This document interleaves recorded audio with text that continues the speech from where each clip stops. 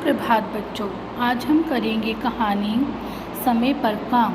बेटा, ये जो कहानी है ये कहानी एक शिक्षाप्रद कहानी है। मतलब हमें इस कहानी से कुछ ना कुछ शिक्षा ज़रूर मिलेगी। कहानी कैसी है? बहुत समय पहले जिराफ की दूसरे जानवरों की ही तरह सामान्य गर्दन और पैर थे। एक बार जंगल में भयंकर अकाल और सूखा पड़ गया। सारे जानवर भूख और प्यास से तड़पने लगे। एक दिन जिराफ सूखे मैदानी इलाके में अपने दोस्त गैंडे से मिला। दोनों इस कठिन समय और अकाल की बातें करने लगे। जिराफ ने कहा, सारे जानवर इस सूखे मैदान में भोजन ढूंढते हुए बेचैन घूम रहे हैं, लेकिन देखो वहाँ पलाश के उन पेड़ों को, कितना अच्छा होता अगर हम उन पेड़ों की सबसे ऊंची डालियों तक पहुंच पाते। गैंडे ने सिर उठाकर देखा और बोला, सचमुच उन पेड़ों पर हरी हरी कोमल पत्तियां ही पत्तियां हैं। गैंडे ने कुछ सोचते हुए कहा, हमें जादूगर के पास जाना चाहिए।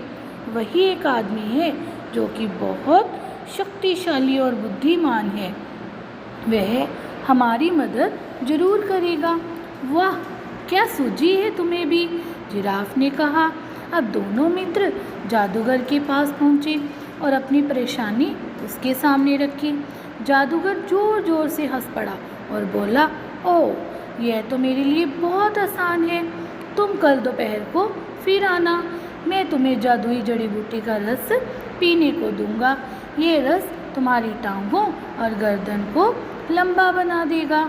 अगले दिन सुबह जादूगर अपनी कुटिया में जिराफ और गैंडे का इंतज़ार कर रहा था, पर यह क्या, उसने देखा कि जिराफ अकेला आ रहा है।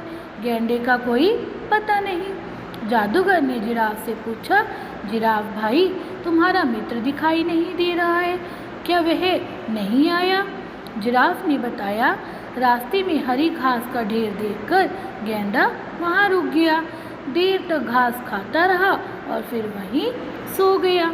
जिराफ के बहुत कहने पर भी जादूगर ने गैंडे का इंतज़ार नहीं किया। उसने जिराफ को ही जड़ी बूटी का सारा रस पिला दिया। जड़ी बूटी का रस पीते ही जिराफ को ऐसे लगा जैसे कि पृथ्वी से वह ऊपर उठता जा रहा है। जिराफ ने आंखें बंद कर ली। जब खोली तो सारा संसार बदला सा लगा। वह बहुत ऊपर था, हवा में मीलों तक देख पा रहा था। उसने अपने लंबे लंबे पैरों और गर्दन को देखा और मुस्कुराकर बोला, जादू काम कर गया। उसने पाया कि उसकी ही लंबाई पर पलाश के पेड़ों की हरी पत्तियां थीं। अब जिराफ फूला न समाया। उधर गैंडे को जब याद आया तब वह भागा भागा जादूगर की कुटिया पर पहुंचा, पर बहुत देर हो चुकी थी। उसने वहाँ एक लंबे सुंदर जिराफ को देखा जो मज़े से ऊपर की डालियों की पत्तियाँ खा रहा था, और अब गैंडा पछता रहा था, काश मैं भी हर काम ठीक समय पर करता। तो बेटा, हमें इस कहानी से क्या संदेश मिला कि हमें हर काम ठीक समय पर करना चाहिए। धन्यवाद।